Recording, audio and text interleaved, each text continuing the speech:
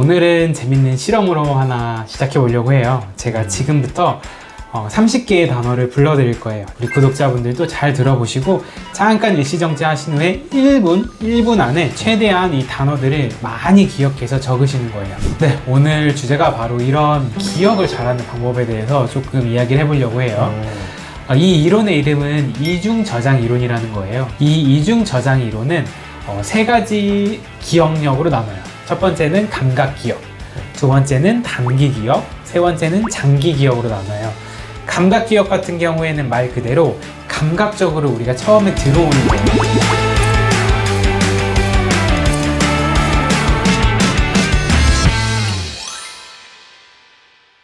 장기 기억 관련돼 가지고 말씀을 드리면 그동안 이제 많이 사용을 하셨던 건데 정확히 정리가 되면서 이게 이런 방법이었구나 라고 생각이 되실 거예요. 이거를 활용을 한다면은 조금 더 기억을 잘할 수 있어요. 장기 기억을 잘하는 6가지 방법을 말씀드릴게요. 첫 번째 같은 경우에는 구조화라는 겁니다. 앞에서 청킹 같은 경우에는 큰 의미를 가지지 않고 그냥 일단은 나눴어요. 이 구조화 같은 경우에는 의미를 가지고 나눈 겁니다. 지금 예시 그림이 있는 것처럼 큰 주제가 있다고 한다면 서브 카테고리, 서브 주제로 나누고 또 여기에 따라서 작은 내용들로 나눠가지고 이 카테고리별로 외우게 되면은 훨씬 더 장기 기억에 저장되는 확률이 높다고 해요. 첫 번째는. 두 번째는 정교화입니다. 이 정교화는 어떤 주제에 대해서 조금 더 자세히 생각을 하는 방법이고 예전에 내가 알고 있던 기억과 연관시키는 거 혹은 여기에 대해서 내가 질문을 해서 계속 파고드는 거예요. 이것저것 계속 연관을 시키고 그거에 대해서 분석을 하고 그리고 또 이거에 대해서 질문을 하는 것도 기억을 잘하는 방법이라고 하거든요. 그래서 우리가 수업을 할 때 교수님한테 질문을 했거나 선생님한테 질문을 했던 내용은 더 잘 기억되는 경우가 있어요. 이것도 정교화 과정의 하나입니다. 그리고 이제 세 번째는 시각적 심상 형성이라고 해요. 이거는 우리가 이미지로 기억을 하는 거거든요. 교과서에서도 관련된 거를 그래프나 그래픽으로 나눠져 있다든지 도덕과 코끼리 이 두 단어 중에서 코끼리는 우리가 시각적으로 생각을 할 수 있는데 도덕은 우리가 생각을 할 수 없죠. 그럴 때는 이 코끼리라는 단어를 더 잘 기억을 한다고 해요. 그래서 우리가 의도적으로 생각을 하는 거예요. 그 다음 네 번째는 이제 장소법이에요. 저는 이 방법이 되게 신기했는데 우리가 익숙한 장소에 기억할 걸 연관시키는 거예요. 우리가 뭐 마트를 갔을 때 첨가물을 가면 내가 거기 첨가물을 갔을 때는 뭐 깻잎을 사야겠다, 뭐 정육 코너에 갔을 때 삼겹살을 사야겠다, 이미지로 생각을 하고 그 코너에 갔을 때 기억을 해서 사는 거예요. 또는 뭔가 발표를 할 때도 내가 이 앞에 시계를 볼 때는 어떤 거를 말해야겠다, 이쪽에 TV를 볼 때는 어떤 걸 말해야겠다, 장소에 연관을 시켜서 기억을 하는 게 하나의 방법입니다. 그리고 이제 다섯 번째는 두문자법이라고 해서 굉장히 많이 쓰이고 저도 사실 의대 다닐 때 굉장히 많이 썼거든요. 앞에 있는 글자만 따가지고 외우는 거예요. 태정태세 문단세 이것도 사실 앞에 있는 글자만 따서 외우는 거죠. 네.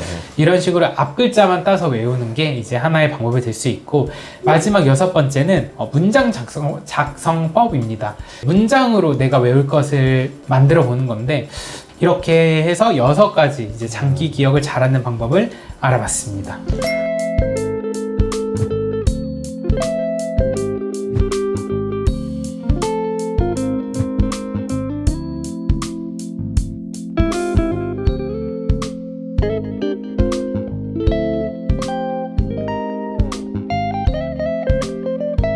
아까 감각 기억 얘기해 주실 때 우리 감각으로 뭐 수초 이내에 시각, 청각, 촉각, 미각 이런 것들이 들어왔는데 모든 들어온 인풋을 다 이용을 해서 단기 기억으로 넘기지 않고 뭐 걸릴 건 걸르고 맞아요. 주의 집중을 한다라고 얘기해 주셨는데 그거는 혹시 잘할 수 있는 방법이 없을까요? 있어요. 그래서 주의 집중을 우리가 잘하는 방법이 있거든요.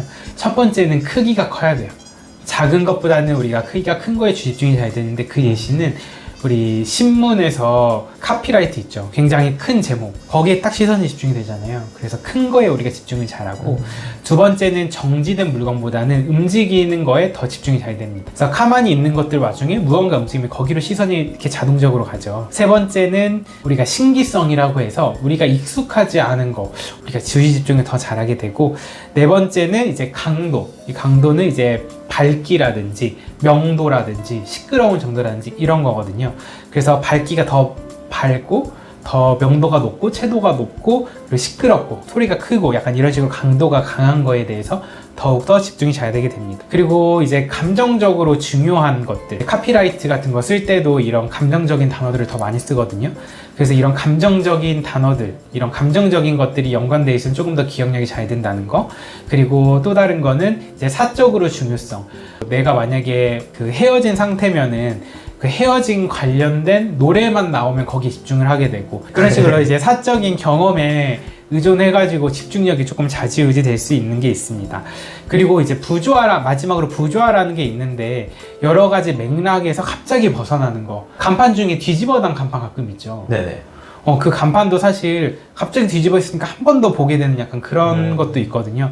되게 일상생활에 많이 녹아있는 것 같아요. 오늘 이야기해주신 이런 방법들이 있다라는 거를 알고 아이들이 공부를 할 때 이런 방법을 한번 해봐라 라는 거를 부모님들이 옆에서 같이 해주시면 도움이 될 것 같고.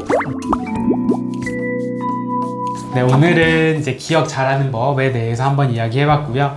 혹시나 더 궁금하신 사항 있으시면 댓글 문의 주시면은 저희가 댓글도 달아드리고 필요하면은 또 다른 에피소드로 만들어 보도록 하겠습니다.